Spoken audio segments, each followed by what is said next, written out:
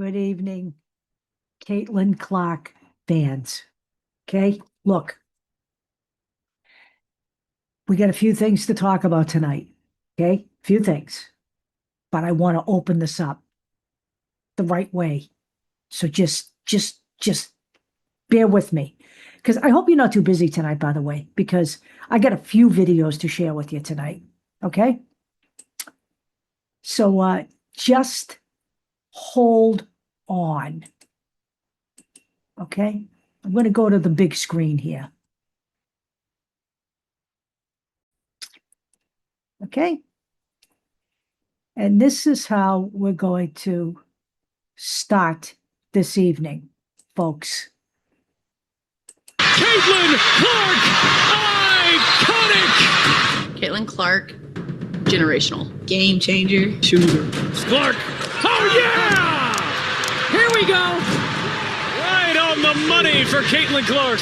Clark, oh, behind the back! I had the opportunity to play with one of the greatest players that's ever going to play the game of basketball. Clark hits a three. No chance right there. Clark pulls it. Once she shot it, I was like, Catch and shoot three. cash money. Good with 1.2 seconds left. She can make it from anywhere on the floor. Caitlyn in the clutch.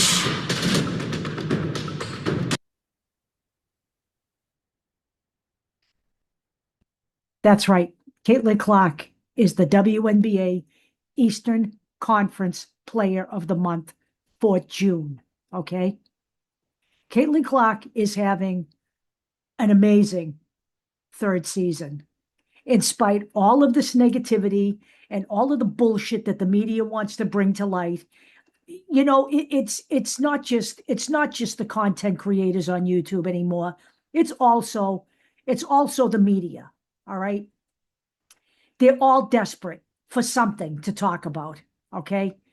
When PBS is covering this foul, the way they've been covering it, you know something's not fucking right. Okay.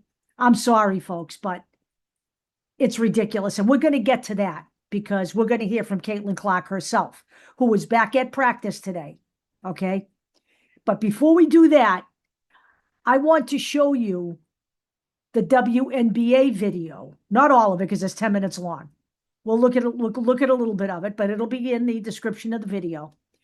I want to show you the WNBA's video that they made for Caitlyn Clark as Player of the Month for June. So hold on.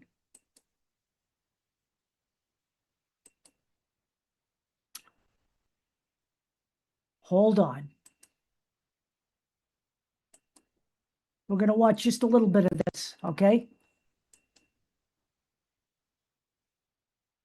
So here we go. This is put out by the WNBA, okay? It is approximately 10 minutes and 8 seconds long. We will look at a little bit of this, and I will make sure that it is in there for you to see in its entirety. Clark again. Exact same result. Mid-range jumper for Caitlyn Clark, and in transition with the feet. Clark, low cross, behind the back, no look. Timpson with the finish. An up and down game right here. Nice behind the back. KK Timpson and Caitlyn Clark always ready to make a play.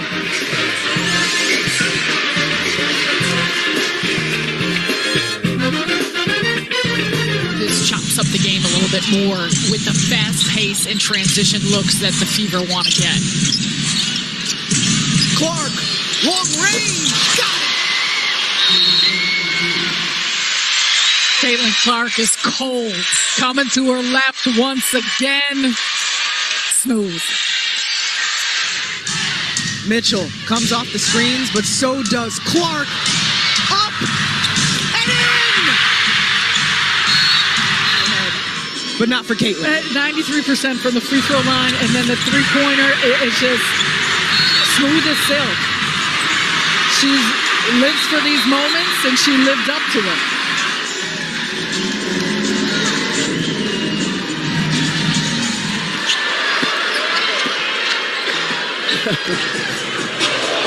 Oh, sidestep, Clark. Set. And here, the step back going left. Her favorite shot. Boston working the PG spot for a little bit. Clark off the screen, handoff, and connects. Looking for it, but let's look at this. Take a look at Caitlyn Clark, how deep she is when she comes off that. Clark draws Hillman, backs away, shakes, drives, and lays it in.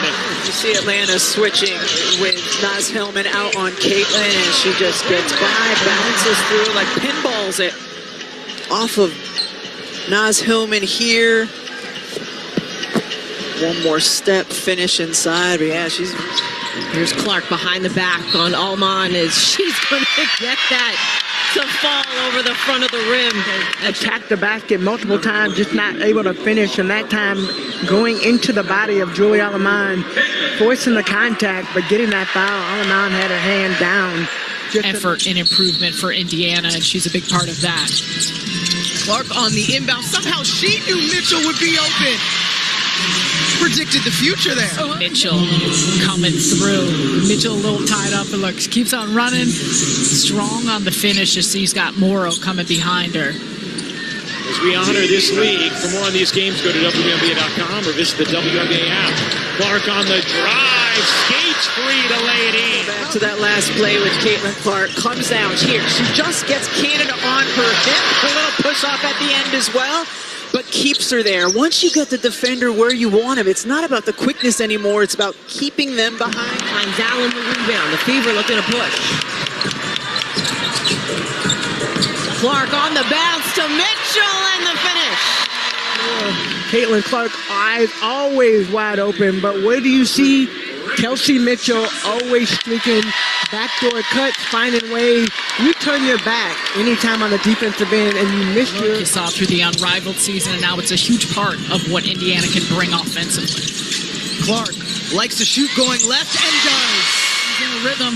This is one of her favorite things to do, as you said, going left, and she's able to free up some space with that in that second quarter, and that's what got them back in this game.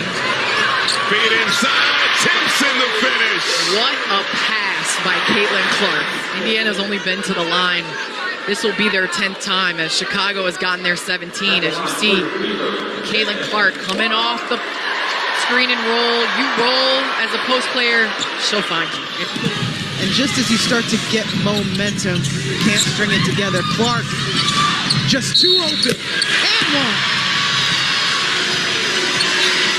For an Indiana team that's going to come at you quick, they find these transition looks. Prosper realizes a little too late how much room she gave Clark and how quick she needs to get out on her, but because of it, she comes flying at her, gets underneath her landing space. Yeah, I would definitely anticipate this will be upgraded.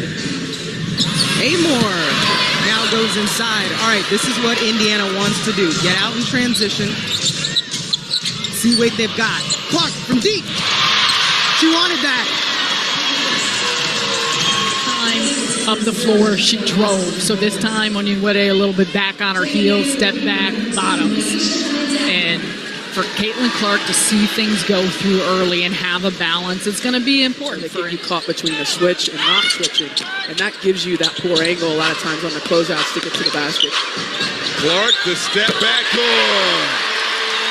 First field goal. One-on-one, still one of the most devastating forces in the WNBA. Over 20 points a game, one of the best playmakers. And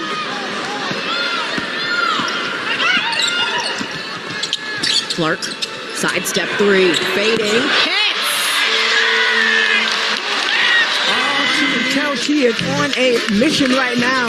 The three ball is flowing. she can go for 35 points, but also when the defense is loading up on her, she's willing to pass. Clark takes the three on the drive, able to lay it in. Gorgeous take from Caitlyn Clark through the body. Defend Caitlyn on the perimeter because of her ability. Just there, the little hesitation, cradles the ball, finishes it inside. It's a tough finish. And for the Fever, it's been close most of the way. 10 different lead changes, 7 ties. Clark steps it back from mid-range. time. That's a tough bucket. Caitlyn Clark off of the ball screen action. How about the little fadeaway over? Rotation for defense a little bit late. An area Lacan is working on. Improvements from the three-point line. Trading threes. Leah Edwards to open up Lacan, but on the other side, they get Caitlyn Clark going to her left. Little side step. Clark. Oh, spinning to the rim.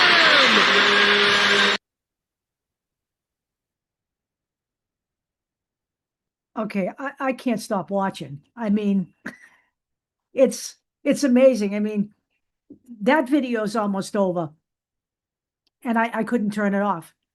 That's Caitlyn Clark for the month of June. With all the negativity swirling around, that was really what was going on with Caitlyn Clark in the month of June. Okay, so look, let me put it to you as bluntly as I can.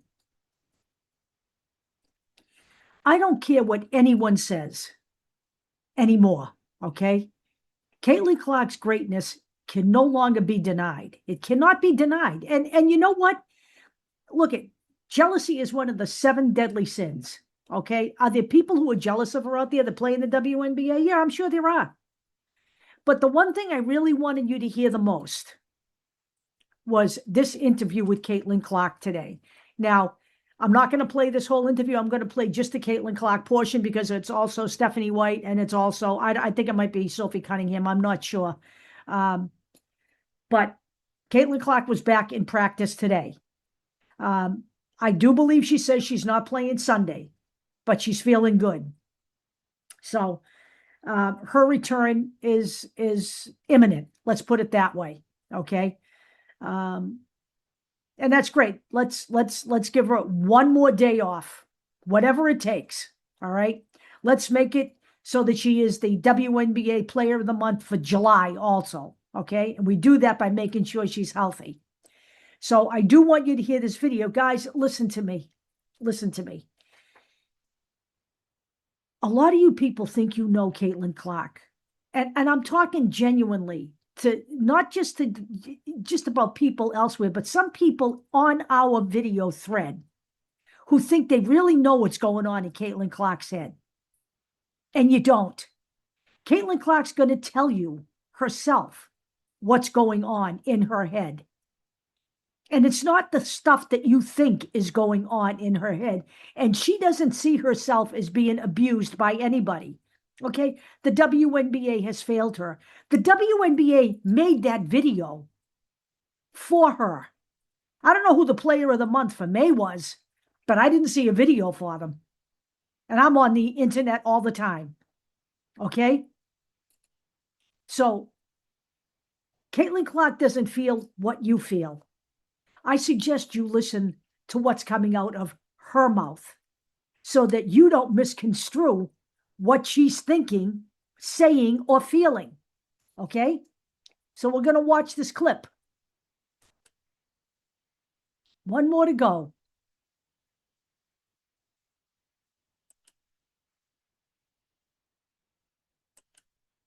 We're not going to go here. I want to see where it is. We're at 10:15. We're going to go back to the beginning because it starts out with Caitlyn Clark. Okay? I thought I would just probably start. I'm sure you guys have a lot of questions, and obviously I haven't been available for like a week or so. So, first of all, I know what you guys are going to ask, and I did think it was a flagrant foul.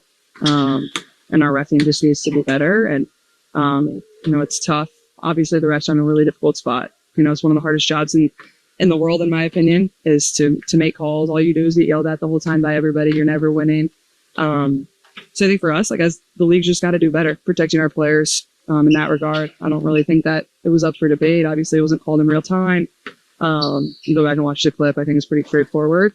It's kind of been a discussion for like 3 years now, and I think we really need to do a better job protecting the people in this league. And, obviously, I've been involved in a few of those plays, but there's been plenty of others across the league that, haven't got called, go back and post-game or whatever it is, teams submit clips, nothing really changes. So I think overall the league just has to do better, and we have to invest in those areas. The technology can get better. We can treat the referees a little bit better, pay them like they're full-time employees. I think things like that. And, I think a lot has obviously come after that. And as I've stood up here and said before, the harassment, the hate, none of that is okay. That goes for the opposing team we play. That goes for my teammates. That goes for my coaches. You know, there should never be a question of character. Like, I've always stood up here and said that, and that's truly what I believe. That's how I was raised. So, you know, none of that is okay. And I don't want anybody to ever experience that. And, you know, I think it can be really frustrating to me at times. And I think it's difficult. I think a lot of people sometimes think I'm a robot. I'm not a robot. I have emotions. I have feelings. And it can be really difficult to go through a lot of that. And, you know, I'm 24 years old trying to navigate a lot. And I think at times I've been in this world 4 years now, and you would never change any of it. But there are times that it is hard, and there are times that, you know, it probably affects me a little bit more than I do put on. And, you know, I would never change any of that for the world. But I think it's important that people do remember that part of it too. So, you know, at the same time, it's really interesting to me because, you know, even I turned the TV on Sunday, and that game was on Wednesday, and that's all people are still talking about. And I feel like that's just a real disservice to our league. Like, and I get it. You talk about it. You talk about whether it's flagrant, you talk about whatever it is, but to continue to beat down, and then for the narrative to be taken other places that is really just that's just really not acceptable. I think it's hard to see, you know, and it's a disservice to my team, but it's also a disservice to the other teams in this league and other players in this league. There's so much amazing talent, and there's so many amazing players that are playing at an incredibly high rate. And I remember, I think it was Sunday or Saturday, whatever day that was. I remember like watching them discuss it on TV, and I didn't know they were discuss it. I was just watching the other games because I try to watch as much as I can. And I just honestly felt bad for the players that were playing the games those days. And also I feel bad for my teammates. They played on Friday and they dominated and they played really well, and nobody wanted to talk about that. They were just worried about everything else. So, and there had been, you know, I think 10 plus other games that had already happened to that point. So, you know, I think it's all of our jobs to help refocus the narratives a lot of the times, and we can do better at that. And I think it'll help our game grow a lot more. And that goes for obviously the fever and whatever. But at the same time, you know, you guys are here in this arena every time we play. And the amount of people that are passionate and love the game and respect the other team, and the young girls and the young boys that show up, like, we can't lose sight of that. And that's whether we're here at home and whether we're on the road. And, you know, there's a lot of really, really great people that, you know, love this league and love our organization. And, you know, I'm thankful to be here in an organization that has my back and will always stand up for me. And, you know, I think we can't ever lose sight of that. Like, the joy and the fire and the fun, like, that's why you play this game. And I think it kind of goes back to a little bit of my frustration. Like, I remember seeing a headline as like, and I don't remember who wrote this, and I try to stay away from social media as much as I can, but sometimes it can be hard. Like, I need to be aware of certain things. Obviously my team makes me aware of certain things. And it was like, the headline read like, this season has been everything but fun, and they're just full of frustration for Clark and the Fever. I'm like, no one ever asked me that. Nobody ever asked me that. Like, that's wrong. Like, they're like, discuss my play. Discuss if I played bad. Discuss if I played good. Like, discuss our play. And I tend to understand there's other things that need to be talked about. Great, whatever. But let's continue to move on, and, you know, things like that. And, but I think just focusing on the joy and amazing parts of this game, like I said, I think it's sometimes a disservice to not only our team, but to everybody else. And, you know, let's get back to a lot more smiling and positivity. I think our world could use a lot of that. And then moving on, I know everybody's going to ask about my health. I will be out Sunday, but I'm feeling a lot better, excited to get back into practice today. And then, feeling really, really positive about getting back into one of the games at the back-to-back. Obviously difficult coming back in a back-to-back, so we'll have to be cautious of that. But, I feel a lot better. And, like I said, excited to get back into practice. And this week has been very helpful for my overall health. So, other than that, if you guys have any questions, I know I kind of just ranted for a while, but, well, you said it was hard or challenging for you to see the way people talk about it. What specifically would you say is difficult for you in that way? Is it people speaking for you, like you said with that headline? What about that is so difficult? I think people just using my names in ways that are just inappropriate. And a lot of people, you don't know me, you don't know who I am. And I think at times, like, you know, whether you're me, whether you're LeBron, whether you're the coach of the Notre Dame Fighting Irish, whether you're the coach of the New York Giants, like, there's going to be things that happen. that aren't a reflection of you. That doesn't make that okay.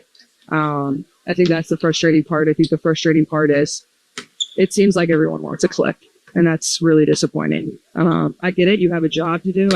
I get that. I get, but at the same time, like, that's all you're going to talk about. Like, it's frustrating. Again, talk about it if it was a flagrant or not, but everything that came after that is confusing, to me, and it's not acceptable. And, again, I didn't even think it should be up for debate if it was a flagrant or not. So, there's that too. But, like I said, it frustrates me that it takes away so much from the product that's being put on the floor. And we've done so much to grow the game over the course of the last 3 years. And it's just like, we keep kicking ourselves when we're down. And that stinks. Like, we've done so much work. This is the 30th year of the WNBA.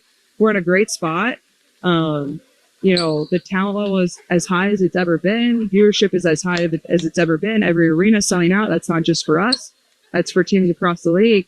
And we can't, just beat on each other and put each other down. And, we just have to continue to find ways to uplift.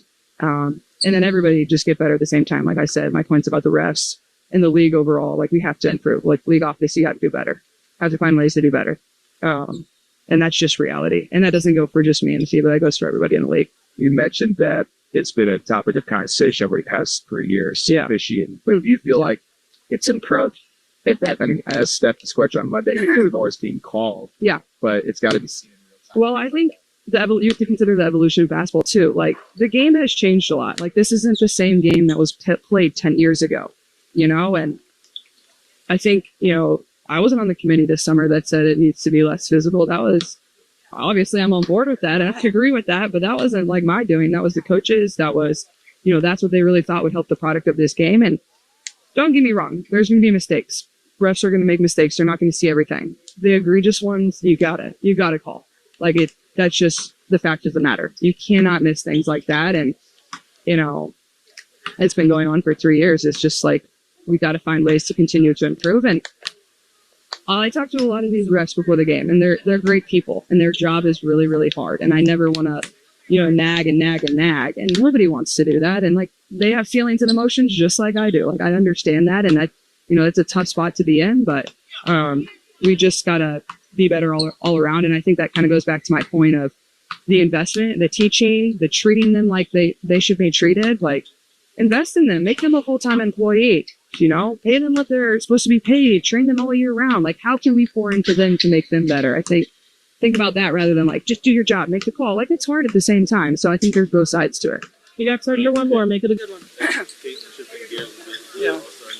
Thanks, I appreciate it. It could be easy, just in human nature, take those things for granted and become constant. What keeps you grateful for those? Yeah, I mean, you never take any of that for granted. And, I think it's really cool and probably not talked about enough because everybody's worried about everything else right now. Like, we have 3 all-star starters. That's a really, really hard thing to do in this league, especially with how much talent there is and how well everybody's been playing.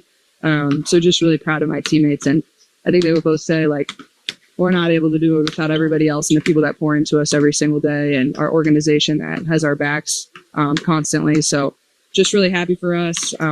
It'll be fun to be in Chicago with them. That's why I think my first 2 years we were all on the same team. So this might be the first time we get split up. If it was our choice, we'd all be on the same team. We were discussing it. I said, I'm probably going to be the one left out to dry by myself. They'll be on the same team, but we'll see how it turns out. But whoever is drafting us, if you want to keep us on the same side, we'd appreciate that. So. How would you feel about three-peat All-Stars yet again? So there you have it. Caitlyn Clark in her own words. Okay. And, it was so much better going out there tonight and looking at these videos. All right. There's a third video of Caitlyn Clark as player of the month for June. That's put out by the Indiana Fever. And I'm going to watch that one tonight. So in the next video, I'll show some of that. Okay. But you got to listen to Caitlyn Clark, folks. You just do. Okay. She's not going anywhere. She doesn't want to leave the WNBA. She doesn't feel like she's being disrespected. This is a referee problem. okay? And it's not just the refs, it's the fact of the way that they're paid and managed and run, okay? Make them full-time employees, make them employees of the WNBA, just like the refs of the NBA. And then they can be trained all season long. They're not per diem employees, okay? They're not game to game. They have a real job that way. Treat them with respect, and they can be better at what they do. That's really what Caitlyn Clark is saying here, okay? And she is not pointing fingers at anyone. And she's not whining about her teammates not having her back, or this one not having her back, and hating being on the Indiana Fever, or hating being in the WNBA. Cut it out, people. Cut it out. Just stop it and enjoy it. You're the ones not enjoying yourselves. She's enjoying herself. Give me a break. That's what I got for you tonight. I hope you enjoy it for a change. And I'll talk to you all maybe tomorrow. Maybe tomorrow. I'm going to a cook-in tomorrow because it's too bloody hot to do anything outside. So I will see you as soon as I can again. If it is not tomorrow, I'm not used to having Saturdays off. I must tell you, it's a nice feeling. If it is not tomorrow, it will certainly be Sunday. Okay? Now, we know Caitlyn Clark will not be back on Sunday. She just got back into practice today. She probably needs, they have a back-to-back, I think they have a back-to-back game. Am I right? Did she say that? Let's see. July 5th. Yeah, they're on the road now, okay? They're on the road for the next 1, 2, 3, 4 games, okay? So they have back-to-backs, right? Here's where the back-to-backs come in. They play on the 5th on Sunday. They play in Vegas. They play the Aces.